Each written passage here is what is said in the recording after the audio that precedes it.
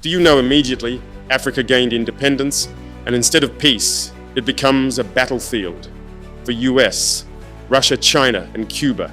Yes. When Europe finally released its grip on Africa in the 1950s and 1960s, the world was already divided into two enemy camps, the United States and the Soviet Union. One camp shouted capitalism, the other shouted communism. And Africa, still bleeding from colonial wounds, was caught in the middle. When Ghana raised its flag in 1957, when Nigeria followed in 1960, when Kenya and Tanzania broke free, the Cold War was already raging. The superpowers did not see Africa as free nations, they saw us as prizes to be captured.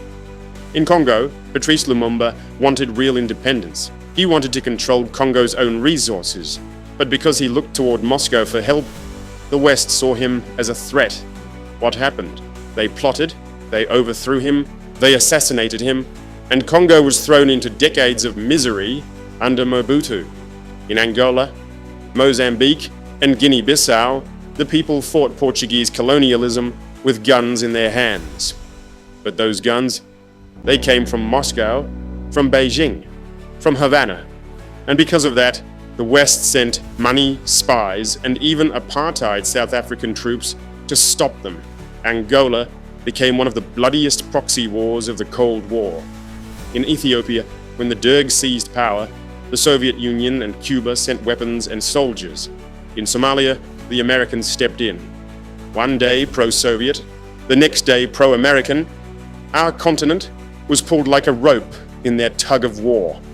Even in South Africa, under the evil system of apartheid, the West kept silent because it wanted minerals and power. But the Soviet Union, Cuba, and others gave support to the ANC and liberation fighters. Cuban soldiers stood in Angola and fought the apartheid army face to face, and they won. This is the truth.